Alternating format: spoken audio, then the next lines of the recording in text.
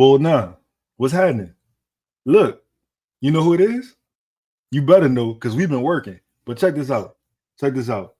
We won't even have a guest in the building. We just got extended family in the building. We go get to that. Before we get to that, For me, the best chemistry, the best artist, the best producer in the world. I don't think nothing can fade Man, the French ain't no joke. I mean, they got people jacking them from everywhere. For sure. And, we ain't giving our flavor. Let them get it how they live. Do their own thing. Cause we work hard to build this sound.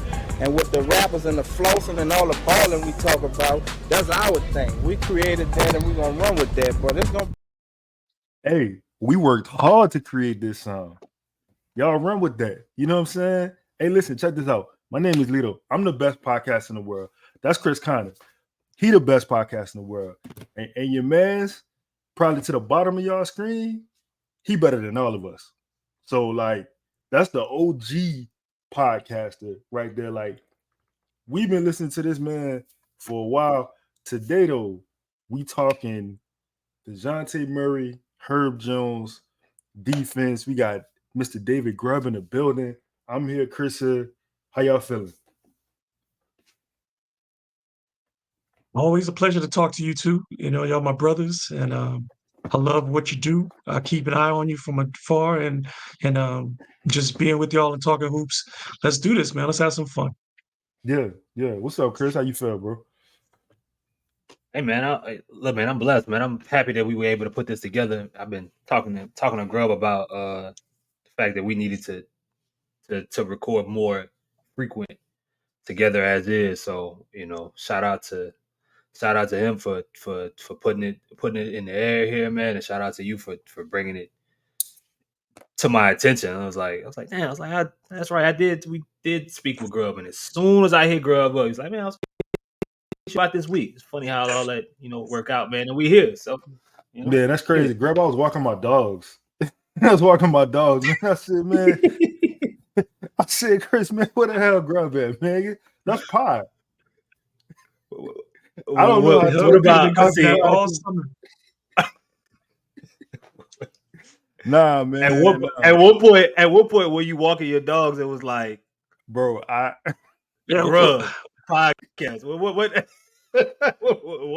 I hope they wasn't doing nothing like dropping a deuce and you like, no. No. I have no idea, bro. Chris called me and I was walking my dogs, and like it's so I have really been meaning to be like, yo, let's get Grubb on a pod. Let's talk. Let's and then it just was perfect timing. Cause I know you're a fan of defense. I know how you feel about Herb. I know how you feel about, let's say, Spurs Dejounte. I don't really know your take on Hawks Dejounte, but I would like to, we go get to all that, man. But first of all, yes, give me your feelings about the trade in general. How do you feel about Dejounte being a Pelican? I mean, I think it absolutely raises the floor for the Pelicans because it addressed a problem. Mm-hmm. But you can't operate this in a vacuum, and I think it looks really cool. You got 4 20-point scorers on your roster right now. You have guys that you feel like are about to break out even more than they already have in Trey Murphy and Herb Jones. So you feel like you have 6 real solid NBA players in that group. But beyond that, you still have all these questions with your front court. You have questions with your depth still and how you arrange these pieces and how do they fit. And then you look in comparison to the rest of the Western Conference, which has gotten better from top to bottom, and you say, how much ground, if any, did you really gain? So with all the questions that you still have with the franchise, yeah, it raises the floor because you have, in a group, there's less pressure on the guys you have to be the guy because you've added a very talented player. But is your ceiling any higher? I don't think so yet. I think until you really know what you have in the front court and you can show what you can do as far as establishing yourself on the glass and being able to score on the interior as well. Like, the Pelicans have to have some balance. It can't just be all threes every night. We've seen them try that. This is a team that has to be able to get its balance with points. And so what do you do in those non-Zion minutes when you're trying to get people in the post? Does this mean you have to get Brandon Ingram to embrace going back down to the block again and doing those types of things? How fast does Yves Missi develop? Those are the types of questions that you're going to be looking at really early with this team. But I think, you added talent. There's never a problem to me when you add talent, but you got to figure there's just as many questions still remain unanswered. Right.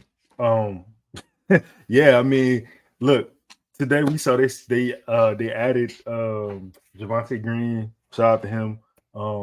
But that's still on address what needs to be addressed.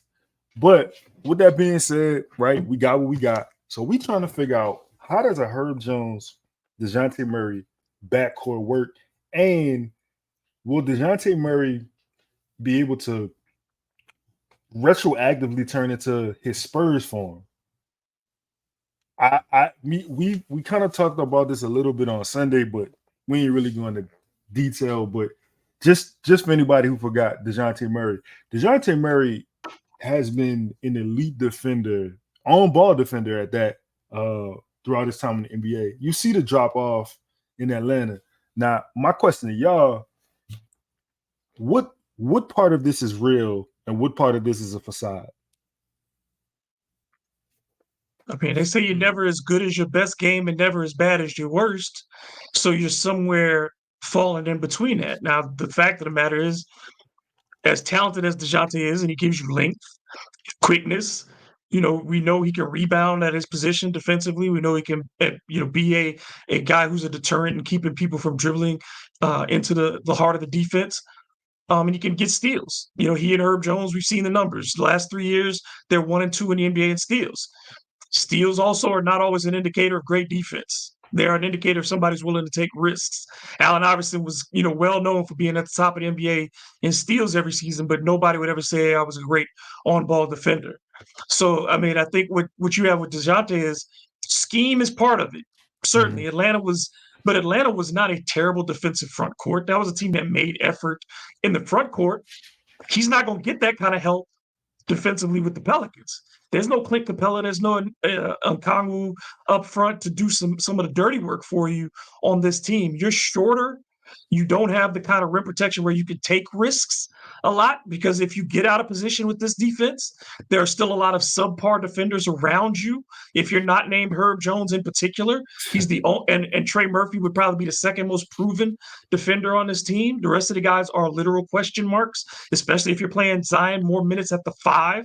Defensively, how does he rebound there? How does he deter people from driving to the bucket when guys get past the initial defense? So, I mean, I think, again, you've got length between him and Herb. You got basically, 14 feet of arm on the perimeter. So that's going to be a great deterrent. But the problem is, can Dejounte be disciplined enough to stay on ball and not go for steals? Because that's not going to be the best thing in half court. You get him in transition, you get him on double teams and things like that. But at the top, he can't risk those there because there's not that same help. And then on top of that, are you going to be good on the rotations and the communication? That's going to be the big test for them, is because that Herb has had to do that and be the free safety. Now who's making the calls? Who's in charge of the defense? Is Dejounte the quarterback, or is Herb the quarterback of the defense? Because somebody has to take that responsibility. And I think that takes time as well, because you got to learn a guy. How fast are you on that rotation?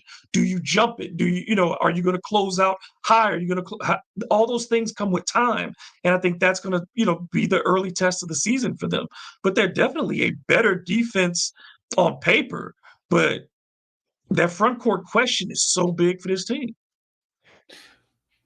Chris, how you, based on, that was a great quote, by the way, you're never as good as your best game, you're never as bad as your worst game. Yeah. How do you feel about Dejounte coming into this season with Herb as a partner on defense? But are these numbers that we saw from him in Atlanta real, or are these numbers we saw from him in San Antonio real? Well, I think what we gotta really find, even with looking at the numbers, Lito, is that what numbers, what glimpse of what we're looking at best fits this current situation. The Atlanta situation is different because he's sharing minutes with Trae Young, and according to him, the things that he was asked to do via coaching staff in regards to focusing more on offense is a reason that overstep defensively. I don't know if I 100% believe that, but those were his words.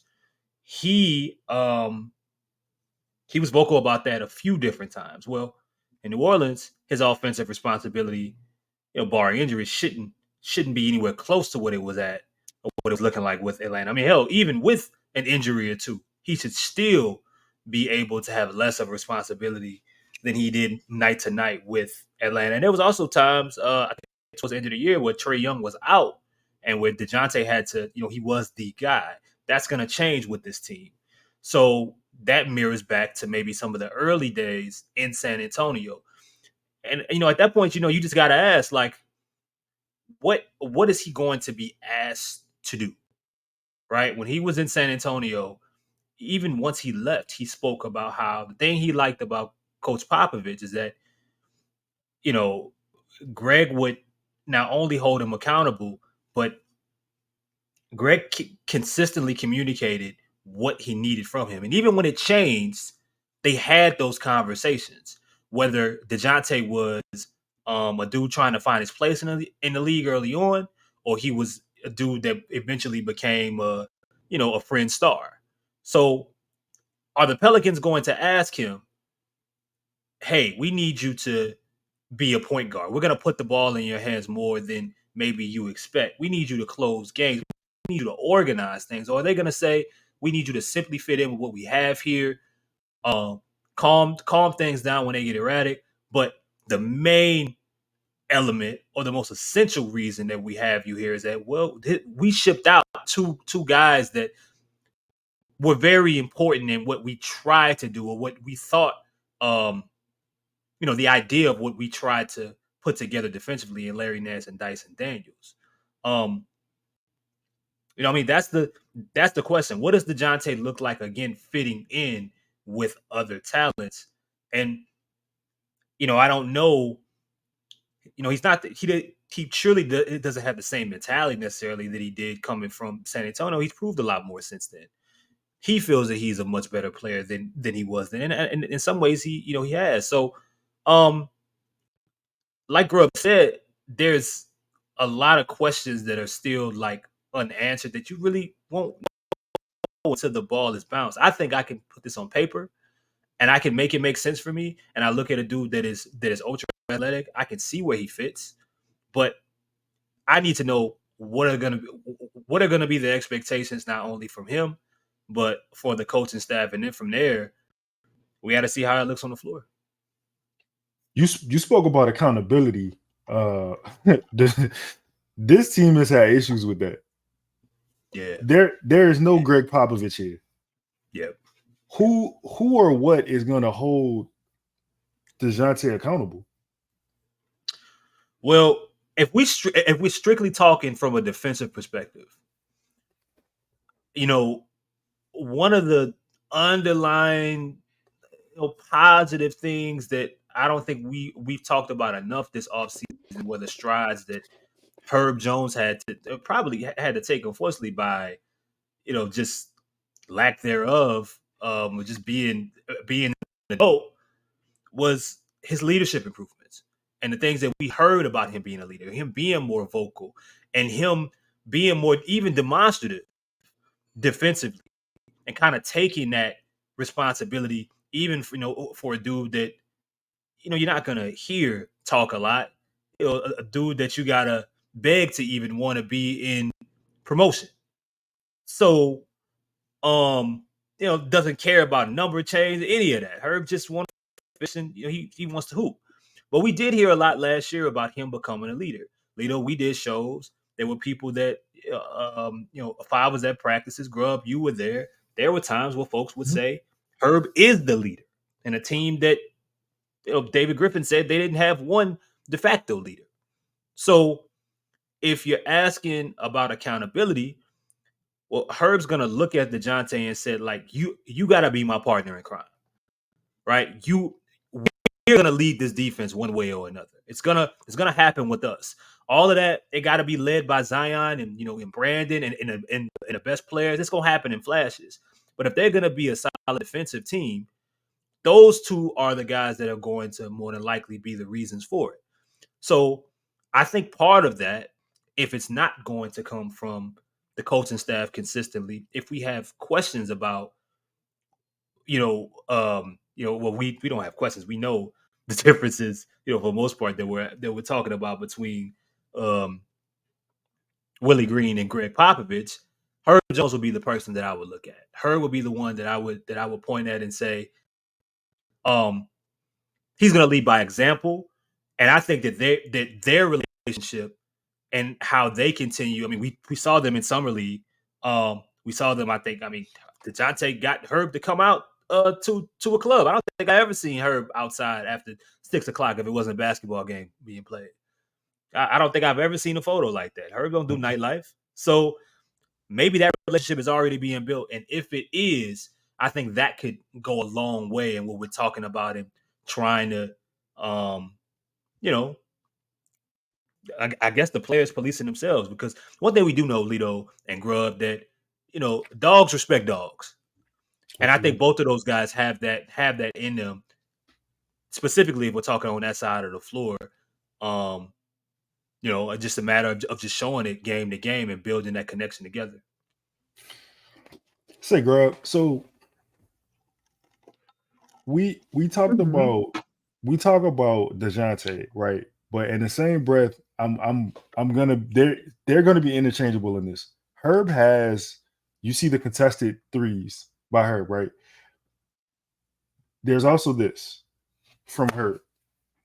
Herb Jones is a defensive ecosystem within itself. I personally don't think Dejounte even has to be Spurs Dejounte. I would say Herb Jones. Say that, I'm sorry. No, I don't think he has to be an all NBA defender, because we've seen the Pelicans put together top 10 defenses without anybody besides Herb Jones being an elite defender. So yeah, you're not asking Dejounte Murray to come in and definitively be a lockdown defender. But what you're asking for is an upgrade from what you got out of CJ McCollum defensively at the top of at the perimeter, and stopping people. It's the main thing. It's always been for the Pelicans since Zion Williamson got there. What we've been talking about defensively is their focus on stopping penetration, stopping people from getting 2 feet in the paint. So that's what you're asking out of Dejounte Murray. And then you're asking him to be able to recover, because the Pelicans are going to allow people to get inside, either on the defensive glass or just on size, being able to post up and make the defense react to that. So you've got to have length that can get out and contest the threes the way Herb Jones does. Herb Jones is Ed Reed. You know what I mean? Like if you were comparing him to anybody, it's Herb could turn his back to the offensive play, but still turn around at the right time and make the read. So yeah, you don't want anybody trying to do what Herb does. You want Dejounte to know where he's going to be, because that's what you need is fewer breakdowns for the Pelicans. It's constantly going to be about how few breakdowns do you have as long as you don't have size. You can't afford to not close out on shooters. You can't afford to not get defensive rebounds when your guards are going to be bigger than most people's on a night-to-night basis. So you've got to dominate the guard boards. And that's what Dejounte Murray and Herb Jones can do if they're the starting guards. So those are the areas where Dejounte absolutely can help you win. But I think when you look at, particularly as the first 10 games of the season for this group, there's a lot of teams that have bigs. So I think we're not going to see this defense really get out of the gate well. It's going to take it a second to figure it out, because they play so many scoring bigs and long athletic bigs in the early part of the season. The Miles Turners, the Vucevic, the Paolo Bancheros. You're not going to have the advantage there with Dejounte and Herb. So I think, in the games against Portland, the games against Golden State, Dejounte and Herb have a real impact. But the other 5 games of that schedule, I think defensively, it's going to take a little bit more time for the Pelicans to start figuring things out, because it is a lot of trust. That's what this has to be. It's like having 2 shutdown corners, having 2 elite DBs at the top. You've got to trust them to do it. But up front, if you don't generate the pass rush, which in this case is being able to at least box out and keep guys from getting second chance opportunities. It doesn't matter how good your DBs are, right? So ultimately, we know Herb Jones is going to be elite no matter what. If Dejounte Murray can be good, a good defender, not a negative defender like his ratings indicate from Atlanta the past couple of years. If he could be just a good defender, the Pelicans are going to be really good on the perimeter. The questions, again, it just always comes to, can you cover the things that you don't have with two really good perimeter defenders? Not defensive related, but I think one of the things that Dejounte is going to help with is the pace on offense, and in turn, I think that will help the defense out. Chris, we looking at some old Dejounte Murray highlights. One of the things that when you talk about defense that I don't think is gonna get brought up enough for him, like we talk about the steals, but I think Dejounte helps you with your rim defense. I think he helps you with the versatility and block percentage that could help the interior defense, being as though you really don't have a dominant big. You don't have anybody patrolling the paint for real. I think Dejounte could quietly surprise a lot of people with the amount of blocks that he gets this season. Based on just, I guess, what Grubb said versus like what we watching, what are you expecting of him? So, I'm expecting him to, I think, so Grubb called Herb Jones Ed Reed, and I think the beauty in that is that I think he's, your best. We talked about it all the time. You're able to see those instincts and that ability kind of shine best when he doesn't have to do everything, and when he can be off ball, and when he can kind of diagnose and break things down and kind of do the things that make Herb great, the things that you can't really draw up or you can't plan for. It's just what great defenders end up doing. The closeouts, the rotations, the communication, the how fluid he is when moving, the backpedal, all those things. He's mastered so many different elements of that. So, but I think if you're going to have him off ball, well, the first thing that I think Dejounte brings is him being able to be aggressive and press up on a lot of these guards that we end up seeing as a point of attack defender. When earlier in the year, or it might have been, I think it was earlier in the year, there was a period where somebody was injured. It might have been Brandon. It might have been Zion that was missing some time. But during that period, we got a chance to see Dyson Daniels start in be in the starting lineup. And one of the things that helped with was that Dyson was able to, hey Herb, you can go sit in this corner. Hey Herb, you can, you don't have to guard the best player. I'll take care. I did call him Curb. Right. I did, yeah, Curb Jones. But he was able to say, all right, I'll take care of this. I'll guard De'Aaron Fox. I'll guard Luka Doncic. I'll press whatever the backcourt guy is, and you worry about pretty much everything else. And it worked for a period of time. It made the Pelicans really, really difficult.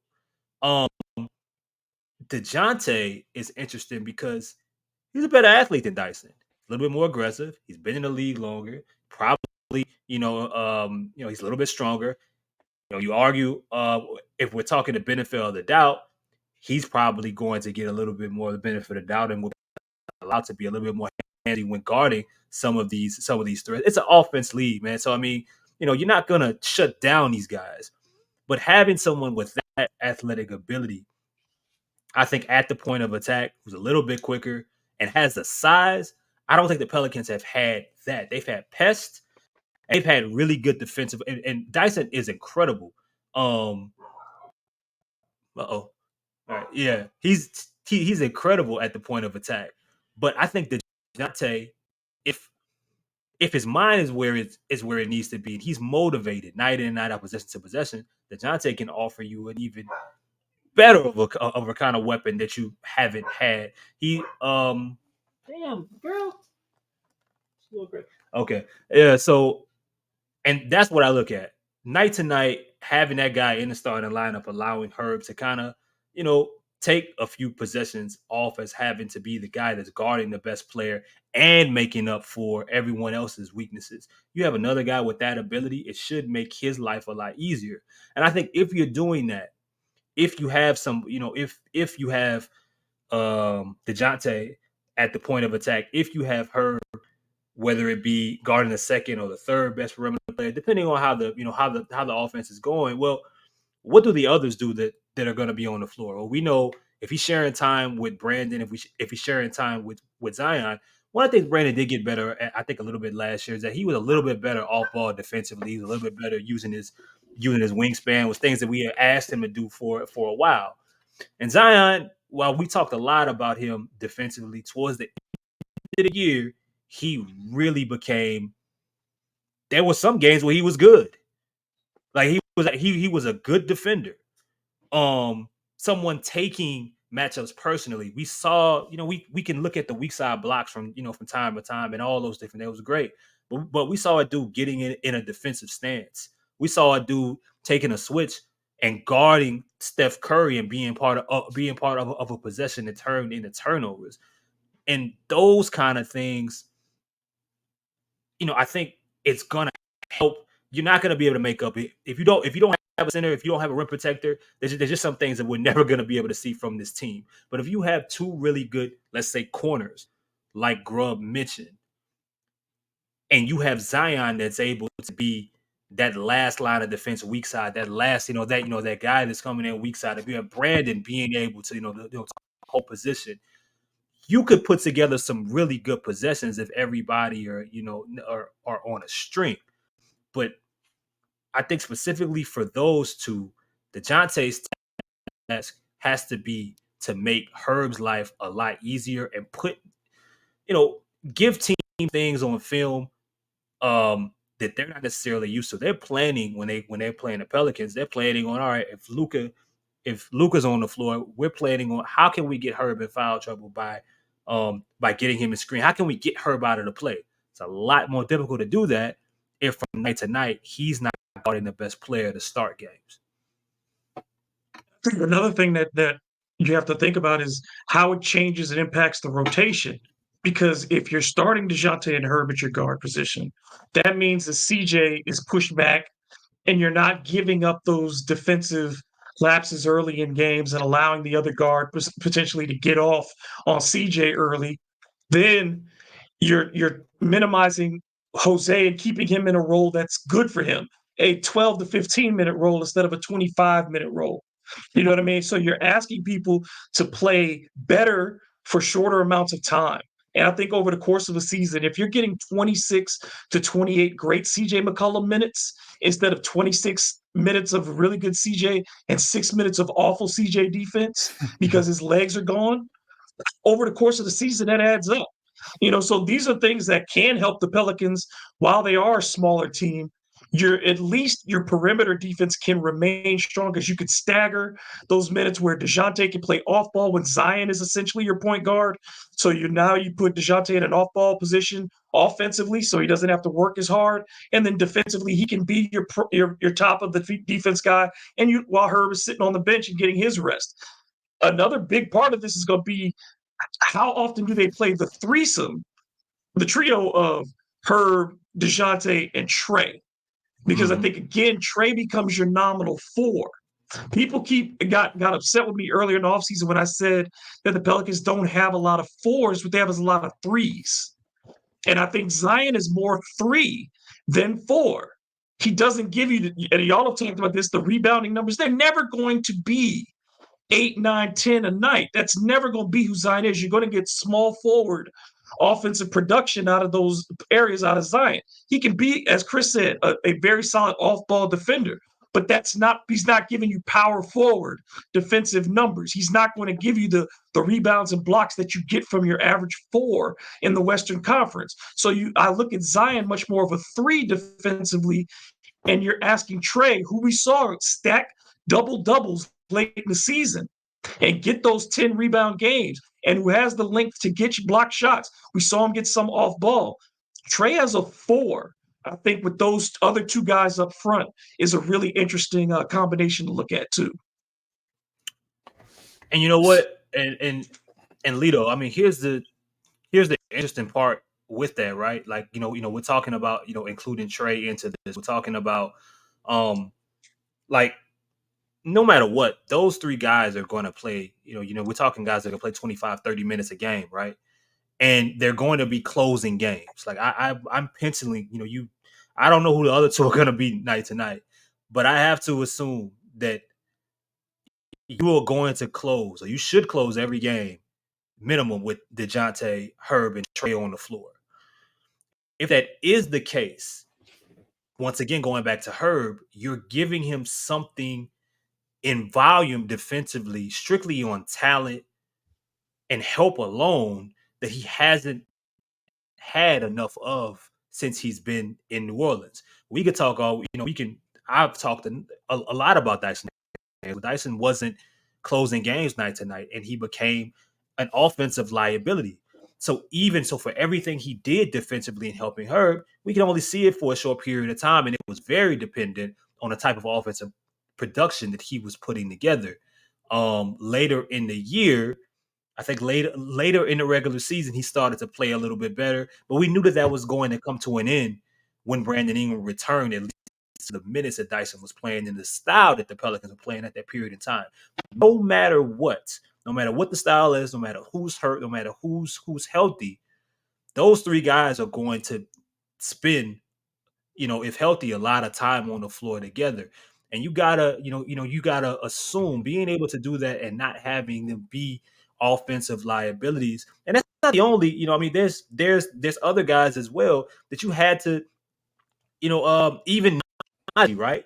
Najee had really good moments defensively. Najee was very important in guarding like bigger wings. He had his issues. So far to where Pelicans would have to choose sometimes between was Dyson or Najee, because unfortunately you couldn't play them both together. You would lose the quickness and the lateral quickness that you have with Dyson if Najee was in the game. And if Dyson was in the game, you would lose not just that some of the hustle things, but you would lose the formidable bench scoring options, or ability that Najee was able to show in spurts. You're not going to have to worry about that with Dejounte. So that's what I'm curious about there. It's like, if we're talking strictly perimeter defenders, and Jose, as much of a pest as he is, as good as he can, he'll never be able to overcome the fact that he's barely 6 feet.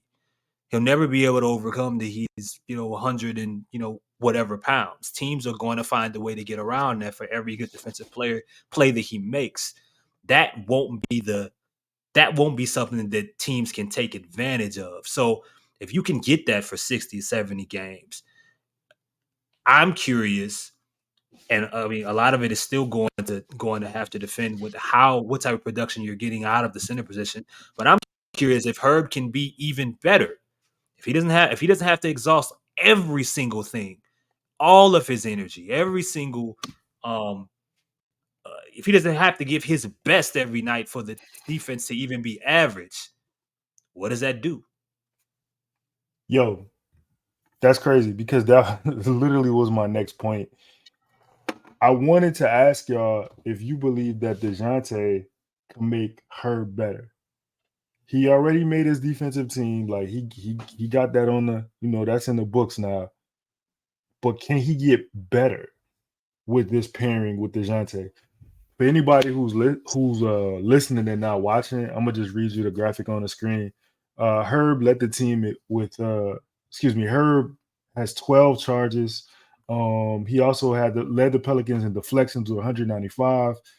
He has 29 loose balls recovered, and he has contested 257 3-point shots, some of which he blocked. Do y'all, Grubb, I'm gonna go to you first. Do you believe that Dejounte could possibly elevate Herb's defensive game? Because Chris said, he's given a lot of effort on defense. If he can just be, minimal some nights, but is there a way that the level gets higher? Oh yeah, because the thing that Herb has, the one thing he hasn't gotten yet is staying out of early foul trouble. Like those bursts of fouls that Herb Jones picks up. You know how it goes. They're just nice when he gets 3 in about a 6-minute stretch. You're like, what happened? What happened? You look at them and they may not even be great calls, but it just comes where Herb gets those quick fouls. And I think that's one thing that you eliminate potentially with this pairing Maybe not all together because Herb is going to be Herb. But I think also it's going to be hard to quantify because when Herb Jones improves, how much of it is on anybody and how much of it is on Herb Jones, who we know is going to has spent every minute of this offseason in his house watching film, looking at people doing defensive slides and Timberland boots while he's fishing. Like the dude is going to come in more prepared than anybody. And Chris talked about that leadership. Everybody's got to come in and be ready to do what Herb's doing. He's the Dennis Rodman athletically. He's the tone setter in so many ways for this team. Is that how are you going to disappoint Herb Jones? If you come into this camp and you're not ready to play from day one, if you're not here to listen to what they're trying to do, if you're not trying to get on board with winning 50-plus games in order to be securely in the playoffs in the West, which is a legitimate thing because you won 49 and finished 8th last year. If you're not ready with those things on day one, then I don't see how you compete and look Herb Jones in the eye. So I think that part right there, Dejounte has already said all those things all this offseason, that he wants to play with Herb Jones, that he wants to live up to that. So I think if you've got somebody who in one-on-ones in practice is giving you that you've got a guard and who's giving you that on the other end, and Herb is still improving offensively, then if you're sharpening his confidence on both ends of the floor, how can Herb Jones not get better? And he's only going to get stronger, too. He still hasn't reached the peak of his physical strength. So, I think Herb Jones can get much better in the next 2 to 3 years, depending on how this pairing goes. But certainly, no matter what, I think Herb's, a cornerstone of this franchise and one of the best young defenders that this league has had in a generation. And Lito, and one of the things I want you to respond to is now. I was thinking, we have been talking for years about the Pelicans needing more jerks, needing more assholes, less nice guys, dudes with an edge, and Dejounte is one of them dudes. If it's one of the things that Grubb just brought up, everyone needing to be ready for camp, right? Dejounte is going to be ready for camp, but one of the reason you would even say something like that about Herb because Herb is very serious about the game of basketball. He takes it very, very serious, and there's an expectation that comes with that. As he's gotten older, as he spent more time in the league, you said this as well. You don't want to disappoint Herb. How could you disappoint Herb? We haven't spent enough time talking about that, but that's a real thing. And when you listen to the players talk about Herb, it's becoming more and more evident. They're not talking about disappointing, letting Brandon down, it's talking about Herb Jones. Well, you bring in a guy like Dejounte who has a chip on his shoulder already, has an edge, is bringing a level of intensity, is bringing that competitiveness.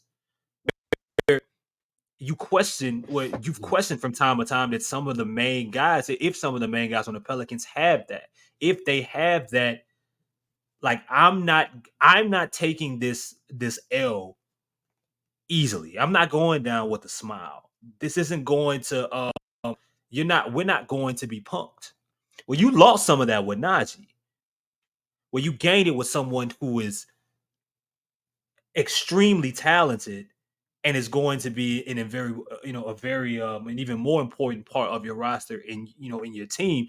He talked a lot as well, Dejounte did, about being a leader, even if he is not the leader. I want to know, Lito, what's your thought about from that perspective? Because that could also help this pairing, right? I said earlier, dogs respect dogs, but leaders identify other leaders as soon as they step on the floor.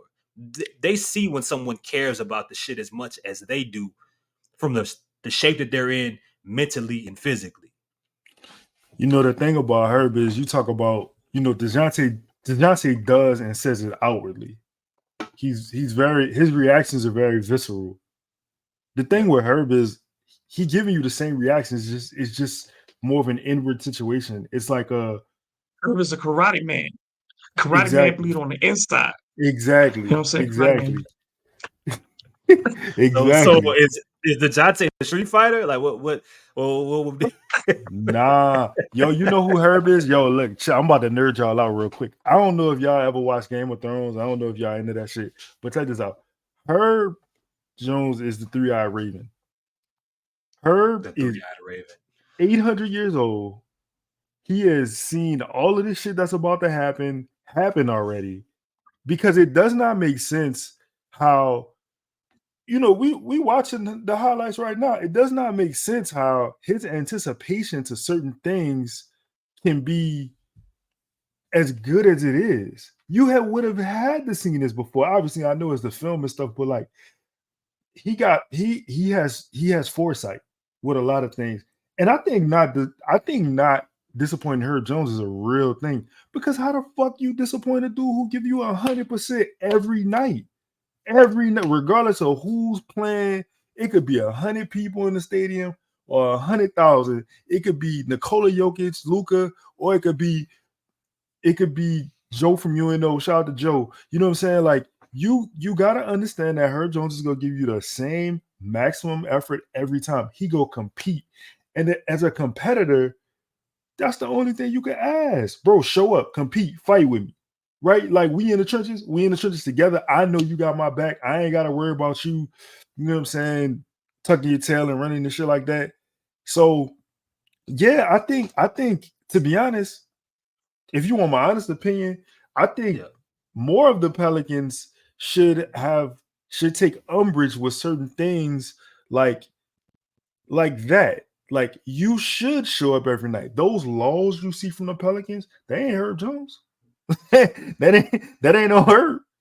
That ain't his fault. You know what I'm saying? Like if we being like totally honest, they have let him down. This should not be his first defensive team that he's made.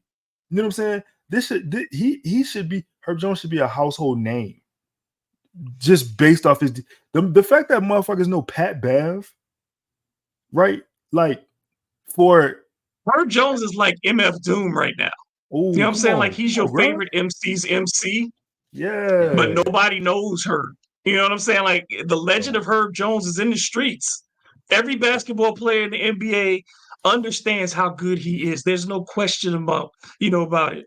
But the average fan does not know. The average person around the league, when they see his name, they don't get it. And it's worse. It's not even like when Drew Holiday, people like, nobody understands Drew. Nobody gets Drew. The Pelicans were middle of the pack defense with Drew.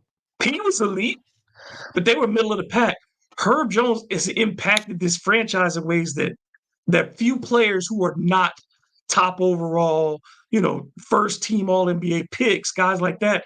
It is a Draymond Green type impact, but you would not. I'd say Herb has a more offensive upside as far as his total contributions. We understand Draymond is the hub of the Warriors offense and moving people around. But Herb now becoming a 40% three-point shooter, becoming a guy who almost did his own 50-40-90 the year after Trey almost hits a 50-40-90. You almost get that out of Herb.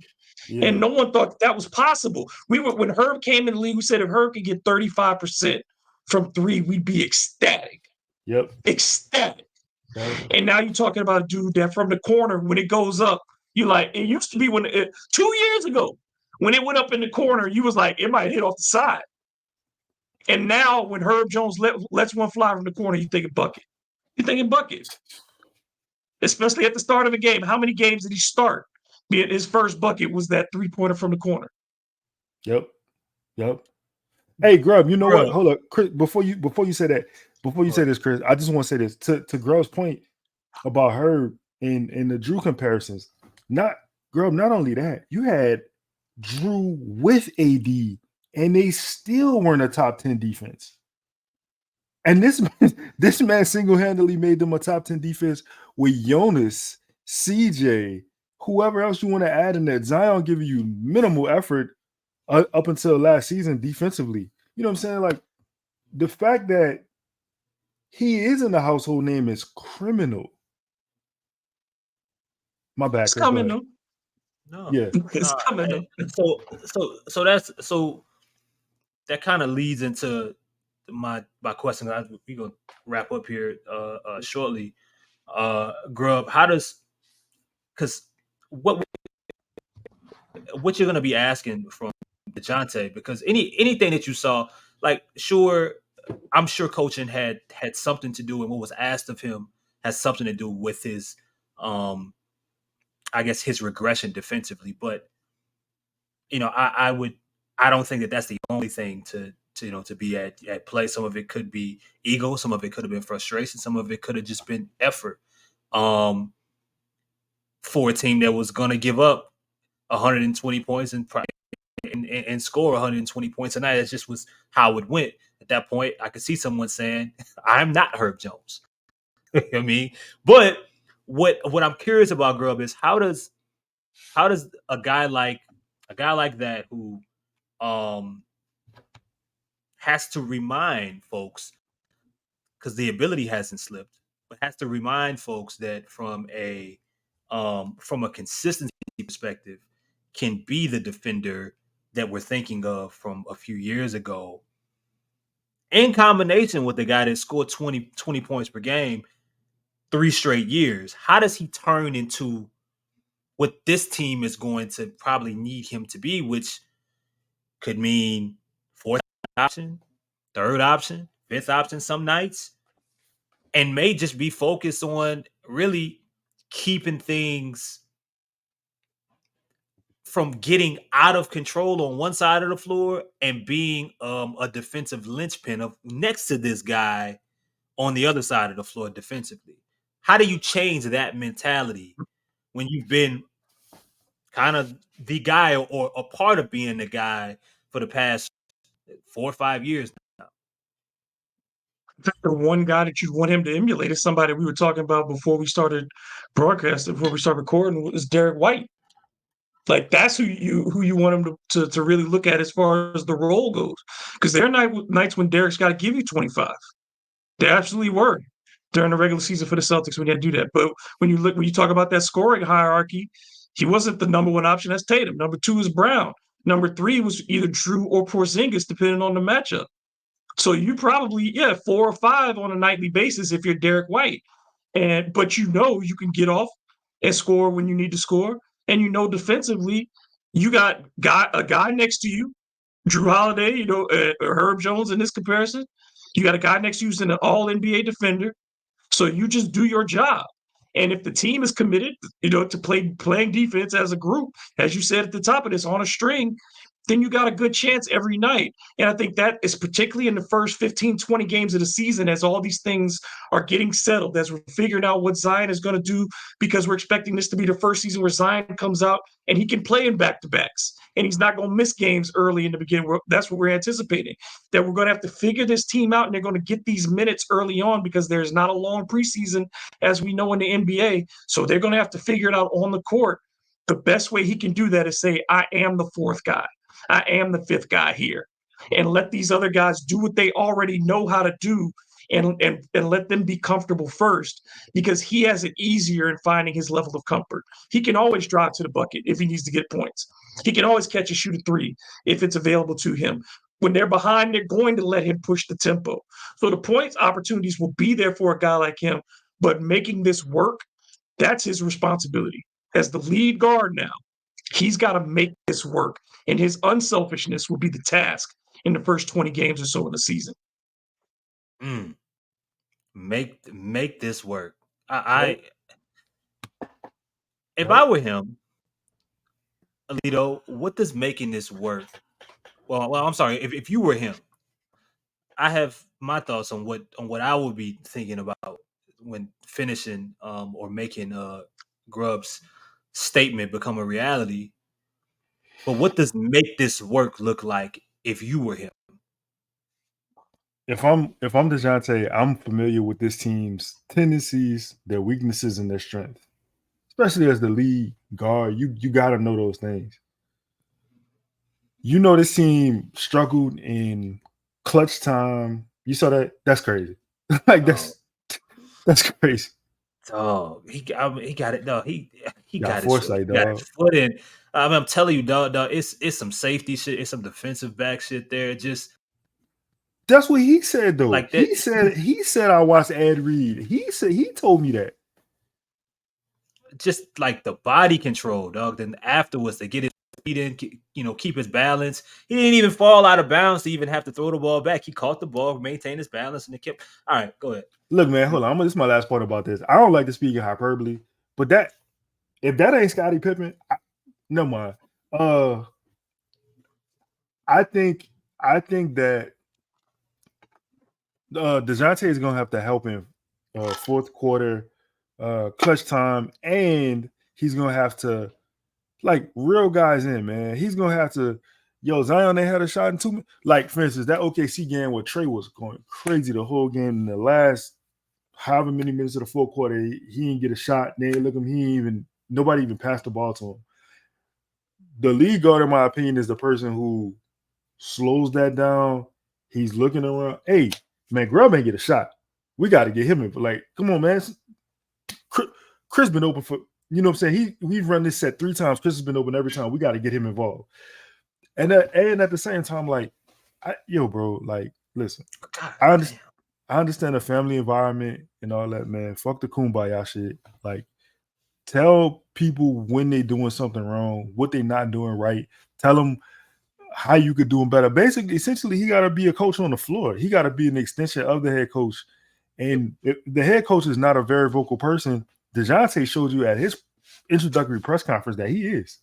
Yeah. Like, if I don't particularly like how something is going, or I don't like, the words that you're saying about how we're going to run a pick and roll, even though it's not even a basketball, I'm in a suit, I can't even hoop, I'm going to address it.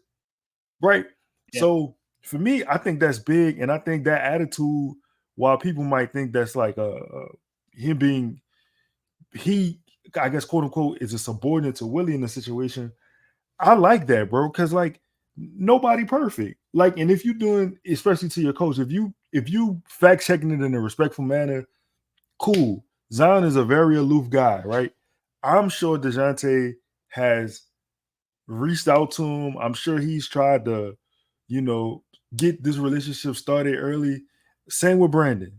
Same with CJ. You know what I'm saying? And those are things that I expect from a lead guard. You got to be the connector. You like Herb is the conduit on defense.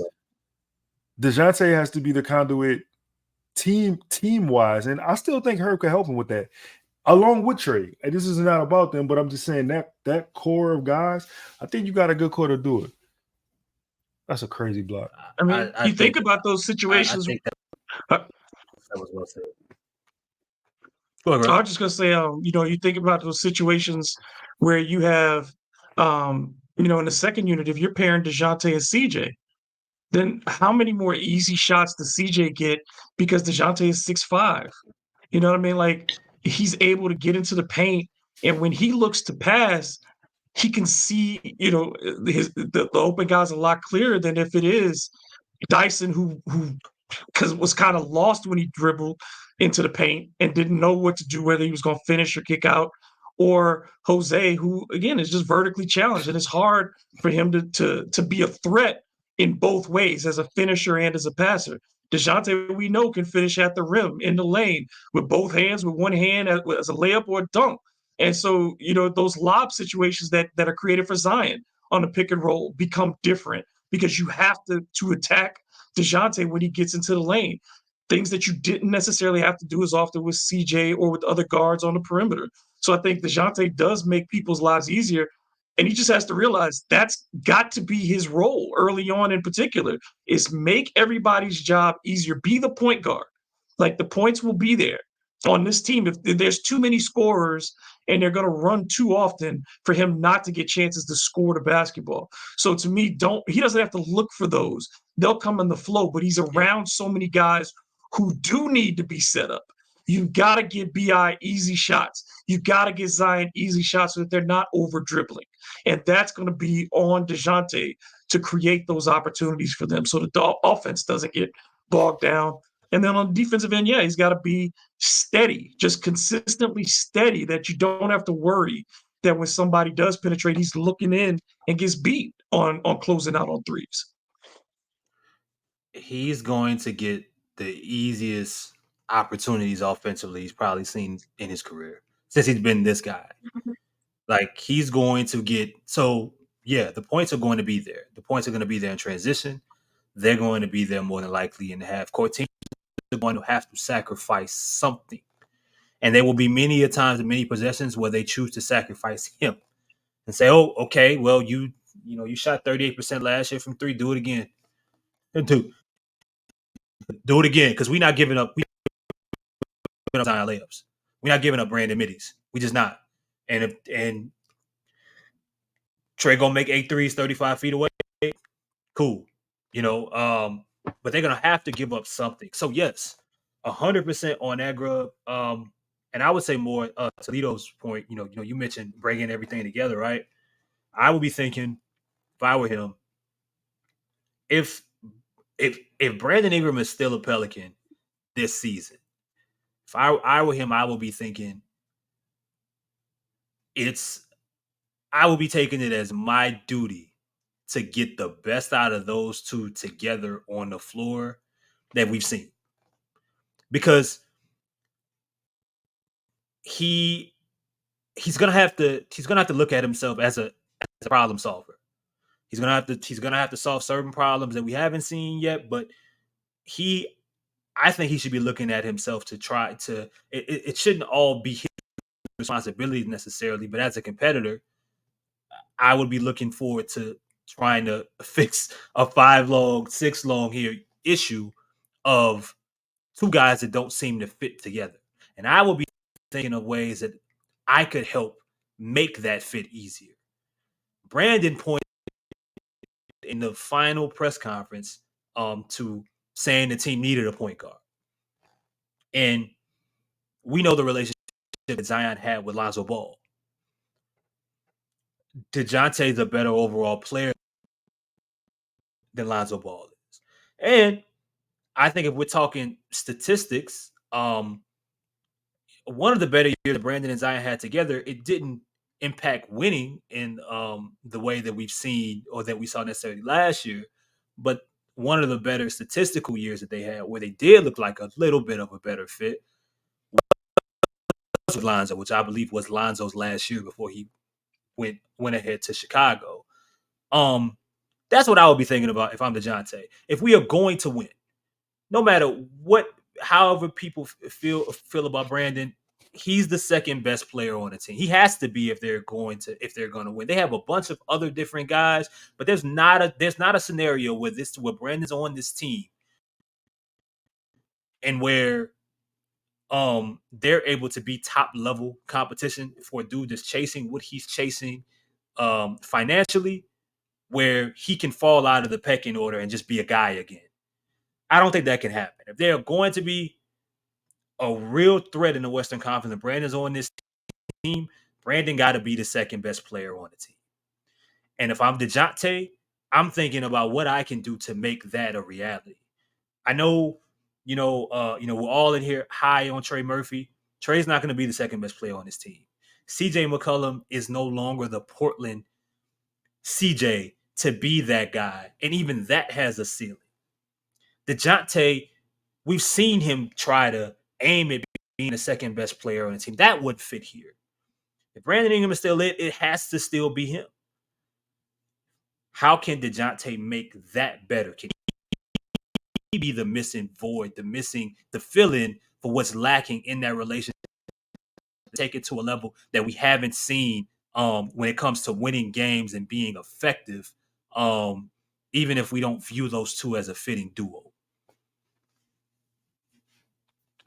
Yeah, you're right. I think you're right, because it's going to come down to, can he get – you got to make BI look like, as long as he's there, you're right.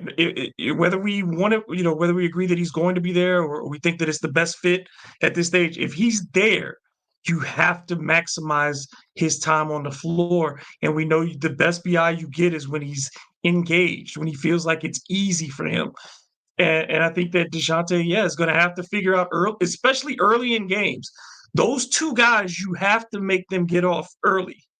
In those first 4 minutes, you got to get Zion a foul or two, drive it to the bucket. You got to get BI quick catch and shoot jumpers that are in rhythm. And I think that's for Brandon.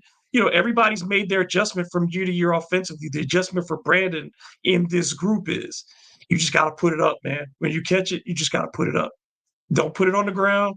Don't take 2 or 3 dribbles. There are just times where you just got to catch it and let it fly. Chris, to answer your question, I mean, in the words of the great Nesby Phipps, how will this work? What will Brandon do? How will Dejounte get Brandon involved? Time do tell and shit do smell. hey man, well said. Short, sweet. I did want to close with a graphic that Grubb Lito. Yeah. Before I forgot about it, this was sent here by Bucknell Sports Analytics. Y'all check out. This is a model to predict the defensive rating of any lineup based on individual player metrics. You can use this app to select any 5-player combination to see how they perform. You can use players that are on the same team together and guys that aren't.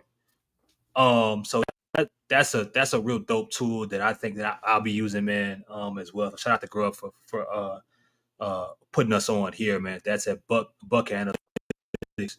So here was one of the lineups that Grubb sent, and here it is: Dejounte, Herb Jones, Brandon Ingram, Zion Williamson, Trey Murphy. If you may, Grubb, can you explain what this is, and what this reads to you? Yeah, so these are their D-LeBron ratings. So their defensive LeBron ratings and advanced stats. So it's to quantify all the things that a player does defensively. And of course, when we look at percentile, the higher the better. So Herb Jones is a 94% defender, and these are the players that in the lineups over the last 5 years in aggregate. So this is where they've rated all together. So Herb as an individual is higher than 94, but this is his aggregate over 3 years.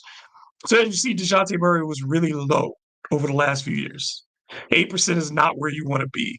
And you see Zion at center, BI, they've been average defenders. Yeah, lower half of the league defenders. Trey Murphy, we saw him put up good numbers. This group is in the 23rd percentile, which means there are 77% of the defense in the league are better than this lineup. This is not a good lineup defensively on paper. And I think again we've talked a lot about in this conversation just how what kind of Dejounte Murray you get, and guys will have to adjust their roles. But I think the thing that this shows is that the major concern is the length of this group is going to be a problem. When you're talking about BI at 6'8", Zion at 6'6", Trey Murphy at between 6'8" and 6'10", we'll say, how Trey walks in the door this year. But at that length, this is a team that just doesn't have a lot of trees. You don't have guys who are going to get vertical and play vertical against the front courts in the West in particular. They're just some really tall teams, and we saw the Pelicans struggled last year, and they are shorter than they were last season. They struggled against the teams like Orlando. They struggled against the teams that could bring out 4 and 5 guys in the front court. So I think defensively, it really hinges on those things that we talk about. On the perimeter, Herb and Dejounte are going to have to be great at stopping penetration. And then Zion and Trey and BI are going to have to box out like crazy. You're not asking them to be to front everybody in the post. I mean, you're gonna have a lot of double teams and a lot of rotations to counteract great post players, but they got to rebound. They got to fight and box out, even if they don't secure the rebound. And it's Herb or Dejounte coming in and securing it, which I think is going to happen a lot. I think you're going to get a lot of 7 and 8 rebound games out of Dejounte and Herb in this defense. But they've got to box out every possession and give this team an opportunity to secure boards, because we know when the Pelicans give up second chance points in particular, they're a really bad defense. When they can stop at the point of attack, they're great. But when they give up those second chances, this is a team that does not do scramble well. And so that's going to be the test. I don't think it matters who you put, because you trade out Zion Williamson for 6'8" Daniel Tice. Is Daniel Tice, he may be a little bit taller than Zion, but he's not as quick. He's not going to be as active on the boards. So, it's a lot of pressure. I think what we see in this too is Yves Missi. Hey, bro, you just got to be big, man. Like with everything that Jackson Hayes refused to do, Yves Missi, just grab the basketball. When you come on the court, when the ball goes in there, just grab it. Just go for it every time. Because if he can give you 10 to 15 minutes, it's going to be huge for this team. You're going to need his athleticism for 10 to 12 to 15 minutes every night because you just don't have the length. And you've got to be able, you can't let Zion get beat up. You know what I mean? Like he may be built like a brick shithouse, but dude is still 6'6", and you can't have Rudy Gobert leaning on Zion for 36 minutes. It just can't happen that way. You need some of that length to be able to counteract it. So I think that's what you see in these rankings is that Herb is elite, Trey is up and coming, and you have guys who are going to have to prove that they can defend for 30 minutes a night at whatever position they're asked to play. Because there'll be times when BI is a 3 or a 4. Zion is going to be a 3, 4, 5 defensively. Trey is going to be a 3, 4, 5 defensively. Herb is going to be a 1, 2, 3, 4, 5 defensively. And Dejounte is going to be a 1, 2, 3 at different times. So, I mean, you're just asking these guys to play so many different positions and deal with so many different matchups. It's can they hold up physically? That's going to be the big thing for this team because they are so undersized. Will they hold up physically over 82 games?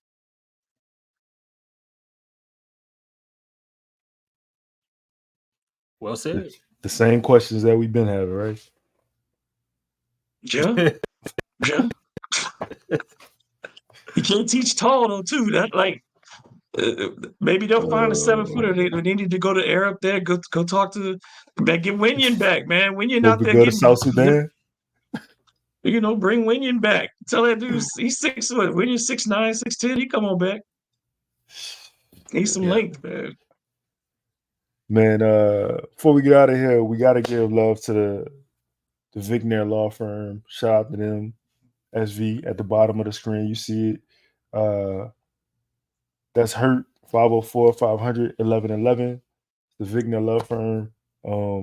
I guess in closing, man, y'all got anything else? Like, is there any part of the Herb Jones Dejounte backcourt?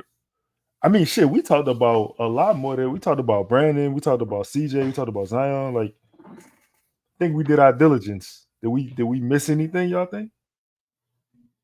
No. I don't think we did, man. It's gonna be really, really interesting.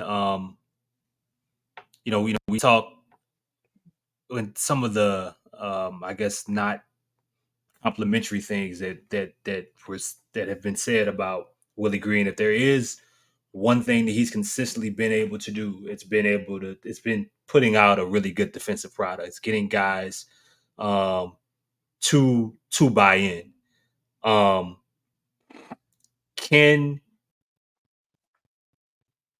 curious that if him and Dejounte can have a positive relationship, and if they do have a positive relationship, my bad. How much does that help some of the things that we're talking about? You mentioned him being the coach on the floor.